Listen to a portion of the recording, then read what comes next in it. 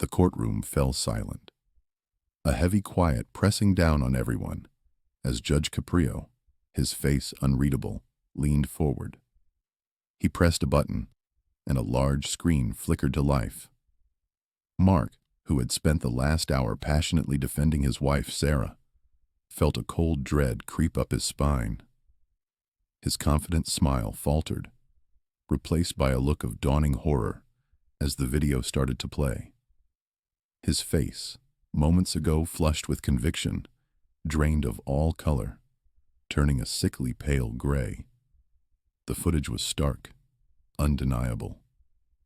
It showed Sarah, clearly visible, pulling her car up to a parking spot. She got out, looked at the meter, and then, with a dismissive wave of her hand, walked away without putting any money in. A few minutes later, a meter maid approached the vehicle, wrote out a ticket, and placed it under the wiper. Sarah then reappeared, saw the ticket, and instead of taking it, she simply flicked it off the windshield. It fluttered to the ground, landing in a small puddle. She got back in her car and drove off, leaving the ticket to soak. The video ended, leaving a stunned silence in its wake. Mark stood frozen, his mouth slightly open, the carefully constructed image of his wife's innocence crumbling around him. The air in the room felt thick, suffocating. He had argued her case with such certainty, painting a picture of a responsible, law-abiding citizen caught in a minor misunderstanding. Now, that picture was shattered, replaced by the harsh reality on screen. He struggled to find his voice, to even move. Every eye in the room was on him, but he could only see the meter maid's calm, deliberate movements and Sarah's casual, almost arrogant flick of the wrist. Judge Caprio's gaze, usually warm and understanding, was now stern, unwavering. It fixed on Mark, hinting at a consequence far beyond a simple parking fine. This wasn't just about a ticket anymore. It was about disrespect, about a blatant disregard for rules, and about Mark's own credibility. A silent thought echoed in Mark's mind, a cold, bitter truth. Sometimes, truth finds its way even when you try to bury it under good intentions. He had tried to protect Sarah, to believe the best, but the video showed a different story entirely. The judge's voice cut through the heavy silence, sharp and clear. "Mr. Davies," he said, his tone devoid of any previous warmth, "do you still believe your wife is completely innocent?" The screen held on Mark's face, a mask of shock and conflict. His eyes darted around, searching for an escape, for a way to reconcile what he had just seen with what he had passionately argued. The question hung in the air, unanswered, as the camera lingered on his stunned, conflicted expression. Before we continue, subscribe to the channel and tell us where you're watching from in the comments. Mark's face remained frozen, the judge's question hanging heavy, but the scene in the courtroom faded, replaced by memories of a different life, a different time. He thought of their home in Rhode Island, a quiet, tree-lined street where kids rode bikes and neighbors chatted over fences. It was a typical middle-class neighborhood, the kind where everyone knew your name, or at least your dog's name. Their house, a modest two-story with a small, neat lawn, was a comfortable place, filled with the routines of their daily lives. Morning coffee on the porch, evening walks around the block, the predictable rhythm of suburban living. Mark had always been a man of routine, hard-working and proud of his community. He was the kind of person who'd stop to help a neighbor with a flat tire or volunteer for the annual block party. He believed in doing things right, in following the rules, and in contributing to the fabric of their small town. Sarah, on the other hand, was the more vibrant, outgoing one. She had a charm that could light up a room, a quick wit, and a laugh that was infectious. People naturally gravitated towards her. But beneath that bubbly exterior was a streak of impatience, a tendency to view rules as suggestions, especially if they inconvenienced her. Their relationship was, for the most part, a loving one. Mark adored Sarah, saw past her little quirks, and often found himself making excuses for her, convinced that her heart was always in the right place. He believed she meant well, even when her actions suggested otherwise. He was her rock, her steady presence, and she, in turn, brought a spark to his otherwise predictable life. But there were always these small things, little cracks in the veneer of their perfect suburban existence. Sarah had a way of pushing boundaries, of finding the edge of what was acceptable, and then just stepping over it, ever so slightly. Their lawn, for example, would sometimes get a little shaggy, just past the point where it started to look untidy compared to their meticulously kept neighbors. Mark would notice the subtle glances, the polite but pointed comments from Mrs. Henderson next door, and then he would quietly mow it himself, without a word to Sarah. Parking was another one. She'd often pull up to the curb, just a little too far from the sidewalk, or just outside the designated lines, always with the excuse, "Oh, I'm just going to be a minute." Mark would sometimes cringe, imagining the scowls from other drivers. He'd learned to just let it go, to pick his battles. He'd seen her casually disregard community rules, too, like leaving the recycling bins out a day early, or letting their dog off leash in the park where signs clearly said otherwise. Whenever anyone mentioned it, Sarah would just flash her charming smile, offer a quick, light-hearted apology, and mostly, people would let it slide. Mark would often find himself quietly fixing these minor transgressions, smoothing things over, or simply ignoring them. He'd pick up the stray recycling, or pretend he didn't see the dog off leash. He just wanted peace, wanted to avoid any friction. He told himself it was just Sarah being Sarah, a little free-spirited, a little unconventional. He genuinely believed these were just minor flaws, nothing that truly mattered.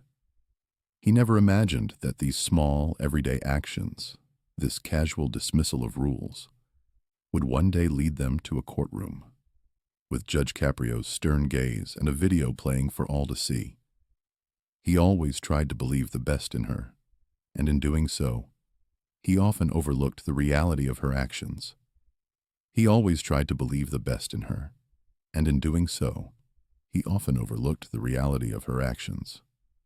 Looking back, weeks after the courtroom incident, Mark started seeing a pattern he had chosen to ignore for years. It wasn't just the almost overgrown lawn or the slightly off parking. There were so many other moments, small cracks that had been there all along, hinting at the bigger blow-up that was to come. He remembered the time Sarah had forgotten to pay the electric bill. Not just forgotten, but completely dismissed the first few notices. Mark found the final warning, a red-stamped envelope tucked under a pile of magazines. He'd panicked, calling the utility company, explaining Sarah's oversight, and paying the hefty late fee himself, all while Sarah was out shopping, oblivious.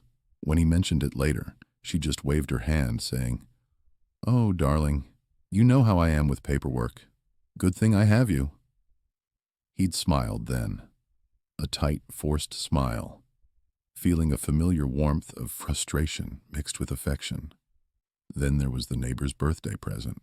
Sarah had promised to pick one up, a specific antique teacup Mrs. Rodriguez had admired. Days turned into a week.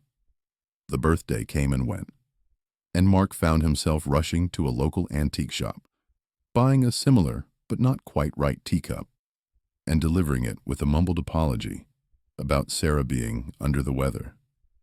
Sarah had later laughed it off, saying, "Mrs. Rodriguez won't know the difference. Besides, it's the thought that counts." Mark had felt a flush of embarrassment, Knowing Mrs. Rodriguez, a meticulous woman, would absolutely know the difference. Another memory surfaced, one that had caused more than just minor inconvenience. It was about renewing their dog's license. Sarah had assured him she'd handle it, even showing him the form she'd filled out. Months later, a notice arrived from the city threatening a fine for an unlicensed pet. Mark found the filled-out form, still sitting on Sarah's desk, unsigned and unstamped, clearly never mailed. He'd had to take time off work, drive across town to the city hall, pay the late fee, and get a new license. He remembered the clerk's polite but pointed stare and the way he'd felt his face burn. When he confronted Sarah, she'd simply said, "Oh, I must have forgotten to drop it in the mail. So many things on my mind." He'd ended up apologizing to her for making a big deal out of it, just to avoid an argument. There was also the ongoing issue with the shared driveway. Their house, like a few others on the street, had a narrow shared access leading to separate garages in the back. Sarah would often park her car right at the entrance, blocking a good chunk of Mrs. Peterson's access, even if just for an hour. Mrs. Peterson, a quiet and elderly woman, would never say anything directly, but Mark would notice her car parked on the street, or the way she'd give a strained smile when she saw him. He'd often move Sarah's car himself, or find himself apologizing to Mrs. Peterson for the inconvenience, making up excuses about Sarah being in a hurry. Sarah would always say, "Oh, she doesn't mind. She knows I'm just popping in and out." But Mark knew Mrs. Peterson did mind. He could see it in her eyes. Mark's consistent pattern of defending Sarah, even when he knew deep down she was in the wrong, had become a default setting. It was easier than having a fight, easier than confronting her about her casual disregard for rules and other people's feelings. He genuinely believed she didn't mean to cause problems. He thought her heart was good, despite her actions. The parking ticket incident, the one that landed them in Judge Caprio's courtroom, wasn't an isolated event. It was the culmination of years of this dynamic, a long series of small neglects and Mark's quiet corrections. He had enabled her, always stepping in to smooth things over, never allowing her to truly face the consequences of her actions. The parking ticket situation, which had been a low hum of annoyance, quickly escalated into a blaring siren. The initial ticket, which Sarah had casually tossed aside, was soon followed by a second, larger fine. This new notice arrived with an ominous official letterhead, threatening further penalties if not addressed promptly. Mark found it on the kitchen counter, tucked under a pile of junk mail. He picked it up, his stomach tightening. "Sarah," he said, trying to keep his voice even, "this isn't going away. We need to pay this." Sarah barely looked up from her phone. "Oh, that old thing. It's just some overzealous meter maid. They're always trying to squeeze money out of people. It'll probably just disappear if we ignore it long enough." He knew better, but he didn't push it. He felt the familiar pull between wanting to fix things and not wanting to start an argument. He placed the letter back on the counter, a silent accusation. But days turned into weeks, and the letter remained untouched. A third notice arrived, this one even more stern, mentioning court appearances and even higher fines. Mark started hiding the letters, hoping to deal with them himself before Sarah could dismiss them again. The pressure wasn't just internal. Neighbors, usually friendly and discreet, started making subtle comments. Mrs. Peterson, the elderly woman from the shared driveway, stopped him one morning as he was getting his mail. "Lovely weather, Mark," she began. Then, almost as an afterthought, "I saw a city car parked outside your place yesterday. Hope everything's all right." It wasn't a direct accusation, but Mark understood. Everyone noticed everything in their quiet neighborhood. He felt his cheeks grow warm as he mumbled something about a minor mix-up. His own family wasn't immune either. His sister Carol called him one evening. "So, I heard Sarah got another parking ticket," she said, her tone carefully neutral, but with an edge of concern. "Are you guys doing okay? She seems a bit relaxed about these things sometimes." Mark quickly changed the subject, feeling defensive, even though he knew Carol was right. He hated feeling like he had to constantly defend Sarah, or worse, lie for her. Mark felt increasingly torn between his loyalty to Sarah and his own sense of right and wrong. He found himself thinking about the small rules of life, the ones that kept things running smoothly, the ones Sarah seemed to glide right over. He often wondered if she even saw them. He was tired of making excuses, tired of the unspoken apologies he constantly offered on her behalf. The weight of constantly defending her, or cleaning up after her minor transgressions, was starting to feel heavy, like a constant pressure in his chest. The emotional strain of the escalating fines and Sarah's nonchalance was significant. He found himself checking his rearview mirror more often, half expecting to see a police car pulling him over for some imagined infraction, a spillover of his anxiety. The small, charming streets of their neighborhood, once a source of comfort, began to feel suffocating. The constant hum of city life outside their window now sounded less like background noise and more like a judgment, a low thrumming of disapproval. He felt a growing sense of dread, knowing this small issue could snowball into something much bigger, something he wouldn't be able to smooth over or hide. He wondered what would happen when they finally ran out of road. The day of the court summons arrived, a crisp Tuesday morning that felt anything but ordinary. Sarah, surprisingly calm, even confident, walked around the kitchen, her voice light as she told Mark what to say. "Just tell Judge Caprio that the meter was broken, honey, and that the ticket fluttered off the windshield. It was windy, you know." She smiled, a bright, reassuring smile that had always worked on him. "You're so good with words, Mark. You'll charm him. He'll understand." Mark listened, nodding mechanically, a knot tightening in his stomach. He tried to believe her, wanted to believe her. He loved Sarah, and the idea of her intentionally disregarding a ticket, then making up stories, felt wrong. But a nagging doubt, a small, persistent whisper, wouldn't leave him alone. As he gathered his things for court, his hand brushed against something in a drawer. It was a crumpled parking ticket stub, not the one in question, but an old one. It was dated months ago, for an expired meter, and it had clearly been ignored. A tiny, almost insignificant detail, but it was enough to fuel his unease, confirming a pattern he'd tried to ignore.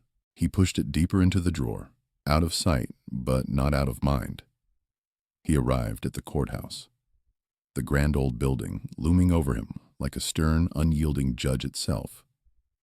The waiting room was a blur of nervous whispers and shuffling feet. When his turn came, he walked into the courtroom, the fluorescent lights humming overhead, and faced Judge Caprio. The judge, known for his no-nonsense approach, but also for his fairness, looked at Mark with an unreadable expression. "Mr. Davies," Judge Caprio began, his voice calm but firm, "we have a parking violation here, issued to your wife, Sarah Davies. She claims the meter was broken, and the ticket blew away. Is that correct?" Mark took a deep breath, the prepared lines feeling hollow in his mouth. He looked at the judge, a man who had likely heard every excuse in the book. Despite his internal struggle, his loyalty to Sarah kicked in. "Yes, Your Honor," Mark said, trying to sound convincing. "My wife is a very responsible person. She would never intentionally ignore a ticket. It must have been a faulty meter, and it was quite windy that day. She's a good person, Your Honor. A good citizen.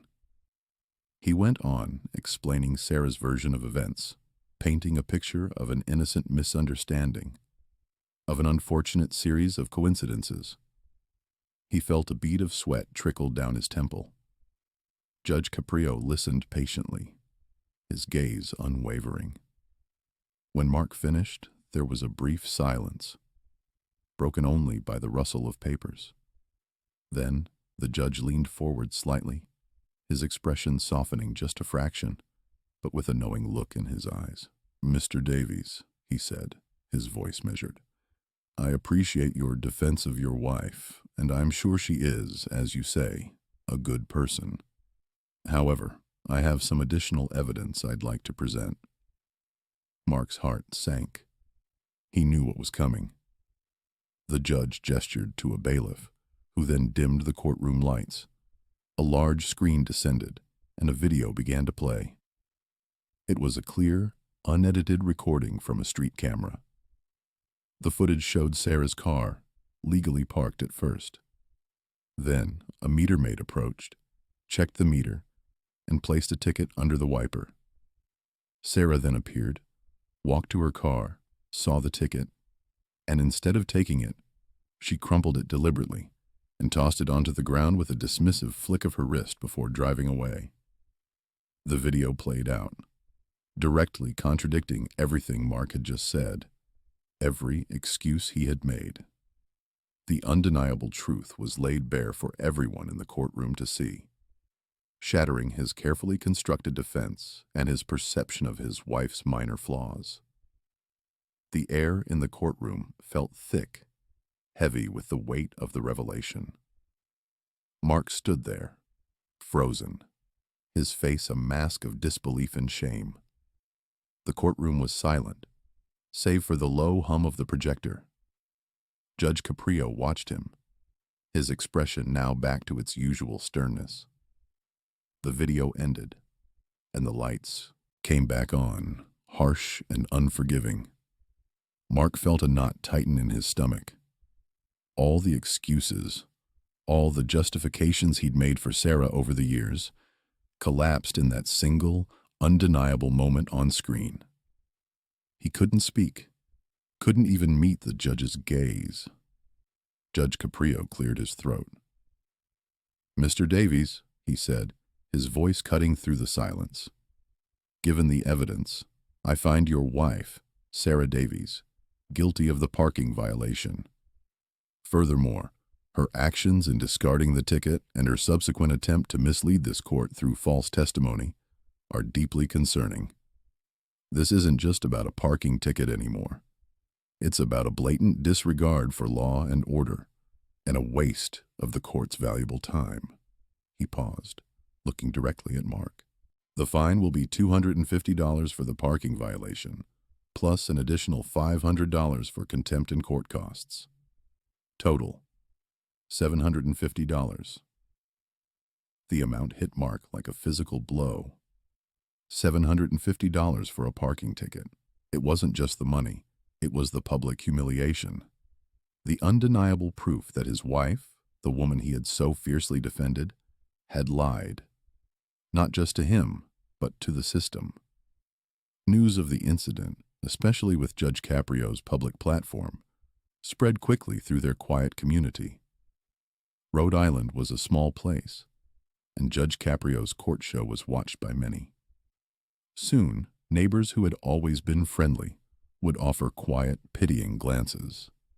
Others, who had perhaps seen Sarah's casual disregard for rules firsthand, would distance themselves. The subtle comments about Sarah's parking habits that Mark had once dismissed now felt like a loud, collective judgment. Mark went home that day a changed man. The house felt colder, the silence heavier. Sarah was initially defensive, angry that he hadn't somehow fixed it, angry at the judge, angry at the stupid video. But as the public scrutiny mounted, as her friends subtly pulled away, and her usual charm failed to deflect the criticism, a different kind of anger set in. a quiet resignation that was almost worse. Her casual disregard for rules had finally led to a deeper, more lasting consequence than just a fine. It was a damaged reputation and a strained relationship that might never fully mend. Mark spent nights replaying not just the video, but years of small moments, the forgotten bills, the casual lies, the endless excuses he'd made for her. He realized he hadn't been supporting her. He had been enabling her. He had sacrificed his own integrity, his own peace of mind, to protect her from the consequences of her own actions. The realization was painful, a deep ache in his chest, but it was also liberating. He understood now that true love and support also involved holding people accountable. It wasn't about bitterness or resentment. It was about growth. He looked at Sarah one evening, really looked at her, and saw not just the charming woman he loved, but the person whose actions had caused so much unnecessary stress and dishonesty. He knew things had to change. He started setting boundaries, small at first, then larger. He stopped making excuses. He started speaking his mind, gently but firmly. When he saw her bending rules or dismissing responsibilities, it wasn't easy. There were arguments, tears, and accusations. But slowly, painstakingly, a new dynamic began to emerge. Mark learned that sometimes the hardest truths are the ones that lead to the most profound growth. He found a quiet, resolute acceptance of truth, even when it was uncomfortable. He realized that defending someone blindly only harms them, and yourself, more. This was not an end, but a beginning, a path towards genuine self-respect, not just for himself, but for their relationship, built on a foundation of honesty and accountability.